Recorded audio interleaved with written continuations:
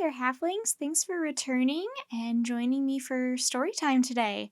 I am super excited to say that we are starting a brand new series. This is a series that I actually read as a halfling myself.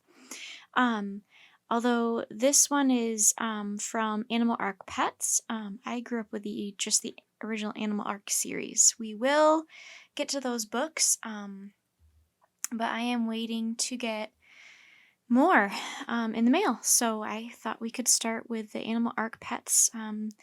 These chapters are a little bit shorter too, so maybe just to ease our way up in our reading time. So I'm not going to give you any more details. We're just going to jump right in to Animal Arc Pets, book number 1 called Puppy Puzzle.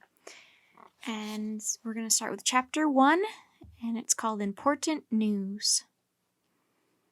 Mandy Hope raced down the path to Animal Arc, hair flying. Would there be news today?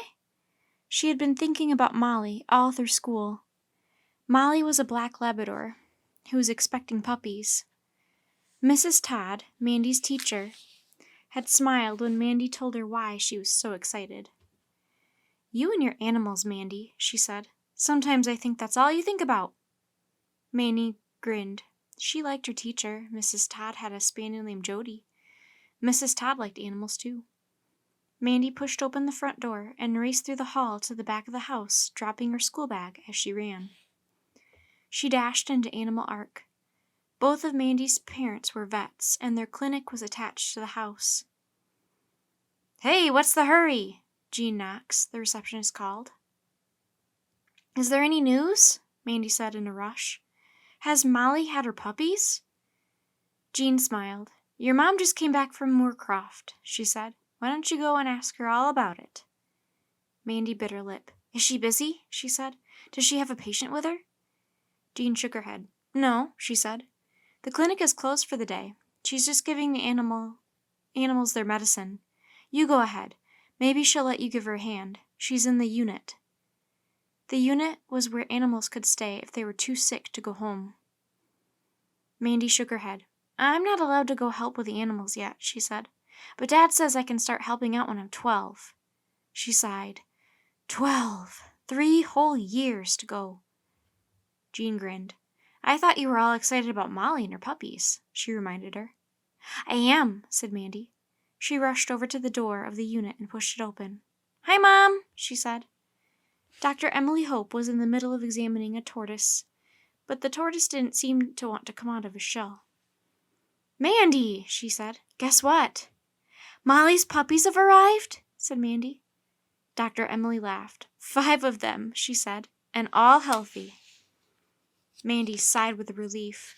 She knew her mother had been worried about Molly. Mrs. Lawson at Moorcroft Farm bred Labradors, and Molly was one of her best moms. But Molly was getting a bit old for motherhood now, and Mrs. Lawson had decided that this was going to be her last litter. "And is Molly okay?" said Mandy. Dr. Emily nodded. "She's fine," she said, "and very proud. You'd think she'd never had puppies before." "When can I see them?" Mandy asked. "Give Molly a few days," said Dr. Emily. "Let her settle in with her puppies. Then I'll take you up to see them." "Terrific," Mandy said. Moorcroft Farm was about 2 miles outside Welford, the village where Mandy lived. The farm was high up on the Yorkshire moors, and Mandy loved going there. Mandy loved going anywhere as long as there were animals to visit. Dr. Emily turned back to the tortoise just as he popped his head out of his shell. "Toto is looking a lot better," she said. "Did you give Jill that pamphlet on caring for tortoises?" Mandy nodded. "Jill really liked it," she said. "She promised to learn it by heart." Jill Redfern was in Mandy's class at school. Toto was her tortoise, and had nearly died because Jill had let him hibernate too long. Mandy put her finger very gently on Toto's head. "Hello, Toto," she said. "How are you feeling today? You're going to see Jill later. She's coming to visit you." "Who's coming over?" said a voice from the door. Mandy turned as her father came into the unit and dumped his bag on the counter. He had dark hair and a beard, and the kind of smile that made you want to smile too. "Jill Redfern," Mandy said. Then she remembered the really important news. Oh, Dad, she said, Molly's had her puppies. Dr. Adam Hope looked across at his wife. Everything okay? He said. Dr. Emily nodded. Perfect, she replied. One of the puppies is a bit on the small side, though. He'll need a little extra care. But he will be all right, won't he? Mandy asked anxiously. Dr. Emily gave Toto a pat and put him back in his cage. Of course he will, she said. He just needs someone to love him and take care of him. Mrs. Lawson will find him a good owner. What about me? Mandy said hopefully. I could look after him. Dr. Adam and Dr. Emily looked at each other. You know the rules, Mandy, Dr. Adam said. Mandy sighed. She loved her parents being vets because it meant there were always animals around, but they were so busy with everyone else's pets they didn't have time for any of their own. What's for dinner? Said Dr. Adam, changing the subject. I'm starving. Dr. Emily laughed. You're going to have to take up jogging if you don't watch out, she said. Dr. Adam's eyes twinkled. After dinner, he said. Dr. Emily moved toward the door. Come along, Mandy, she said. Aren't you hungry? Starving, said Mandy. But just let me say goodbye to Toto. Dr. Emily smiled. Of course, she said. Mandy turned to the tortoise. I'll miss you when you go home, she said softly to the little animal.